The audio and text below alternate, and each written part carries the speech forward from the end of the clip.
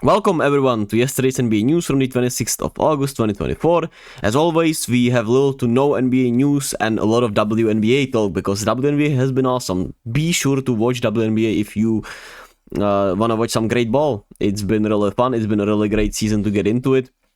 I wish I could also, I don't know how to say it actually, but I hope I'm doing it justice, or at least enough justice. Because I obviously won't know everything, and I'm not an expert. I'm just a guy who likes to pretend he's persona on TV that has his own talk show or like a sports news for basketball show or something like that. Which obviously it's to talk about basketball, but to mishmash a little bit of everything. Knowledge, fun, enjoyment, somewhat basketball intelligence or, basketball IQ. And to mix it all together. I don't know if I'm doing the entertainment part that right, but shit, I'm trying. That's all I care about at the end of the day. As long as I try and, find ways to improve, I'll be fine as always. Anyway, we have two news in the NBA circles, which is Matt Ryan is resigning with the Pelicans after being waived like 4 days ago on a restructured one-year deal. He was a sniper off the bench in limited minutes last season and on a restructured deal. Why not have a sniper off the bench for the Pelicans, even though you hope those minutes will go to Jordan Hawkins rather than Matt Ryan, obviously with the Hawkins being a first-round pick for them last season, but still, I mean, you can't have enough shooters on the bench, right? While Cooper Flag is signing with New Balance, the Great White Hope is signing with New Balance, so it's been some funny dialogue on Twitter about it. It's intriguing. New Balance, has an intriguing all-around roster, right? With Shohei Ohtani, Coco Gauff in there, I'm pretty sure. Cam Brink is in there. They have a weird, intriguing roster, but I mean, if Cooper Flag is what, he promises to be, Cooper Flag and Shohei Ohtani on the same brand should be fun, right, for them. But I guess we'll have to wait and see, because you never know how it will work out. As great as Cooper Flag has, looked and mapped out to be, and I would say his demeanor and everything has just been A+ so far from what we know in our limited time with, being able to watch him. We'll see how he does at Duke, obviously. That's gonna be the biggest thing to watch in college basketball, probably. Other than the women's side, because I think I care way more about Paige Beckers and Flau'jae Johnson and all these women's teams. How will they fare this season? Because, I don't know, I just love something new with the WNBA. I can't explain it, but the way it's something different and something new, and it just explores the game, right? That's why I've enjoyed even the qualifiers for the women's side in the World Championships, where my Czechia, obviously, in the women's side, actually made it through the pre-qualifiers and won them to make it to the qualifiers for the World Championship, which was goddamn girl so confusing. But still, it happened. That's all that matters. But let's talk about the WNBA. 3 games today. We had the Mystics against the Storm. Mystics won on game-winning free throws by Brittany Sykes, who continues her great play out of the break. 20 points, 6 rebounds, 3 assists, 2 steals, 1 block on 7 of 16 shooting from the field. And like I said, she hit the game-winning free throws. The Mystics playing a little better, or I would say they are playing better overall since the break. And obviously the Seattle Storm, on the other hand, have not played good coming out of the break. They are struggling a little bit. They are 1-3 in the 4 games they've played. They beat just the Mystics in their last game, and it was a close one.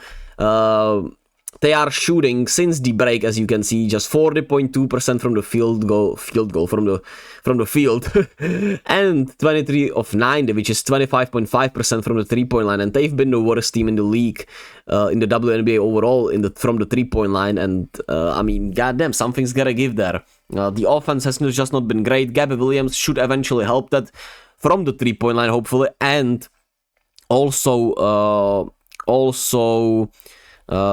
in transition and in their transition play. But I guess we'll have to wait and see. They are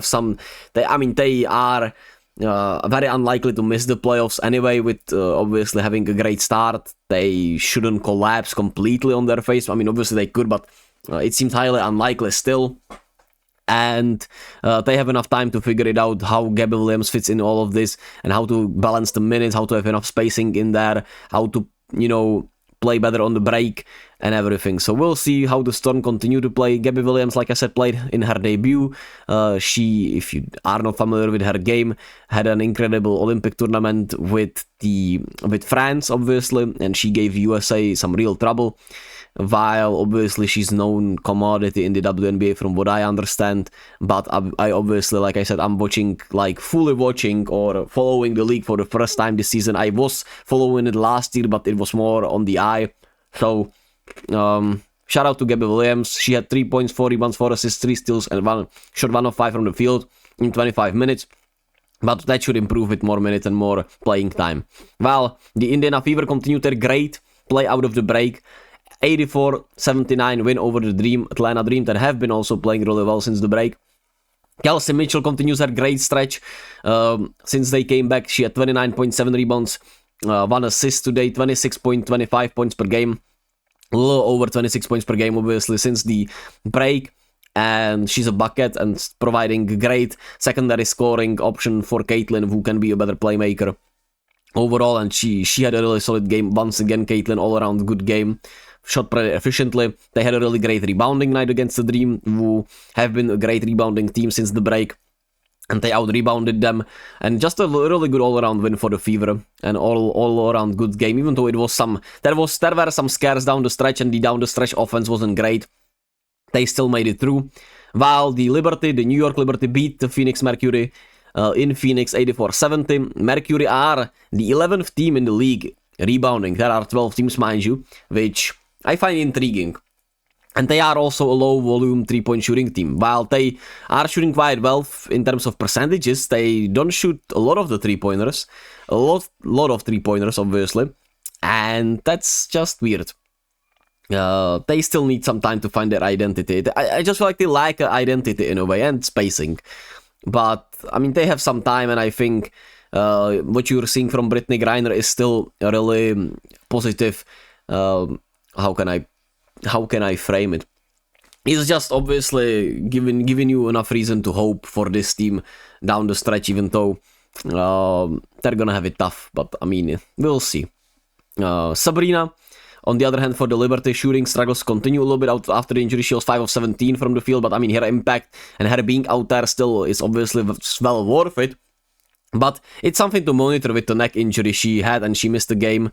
How all that looks and works out, because that's obviously tough and could hinder her for the rest of the season, what has been a MVP type season in a way. While it's just yet another great all-around team win for the Liberty, right? Brianna Stewart, Jonquil Jones, Lainey Hamilton, Courtney Vandersloot, all of them had a really good game. So the Liberty continue to play their way, and they continue to win in a really convincing pace and in a really convincing way. So that was the day today. Tomorrow there is Aces against Wings, I'm pretty sure. Aces, Wings tonight. We'll talk about that, and I'll release the NBA X Factors later on today, probably around 9 p.m. Czechia time, which means 3 p.m. New York time or Central time, however that is. I hope to have it out by then. While, as always, be kind to yourself and to others, be gentle with yourselves, love you all, be kind to yourself, and I'll catch you all whenever, wherever. Bye.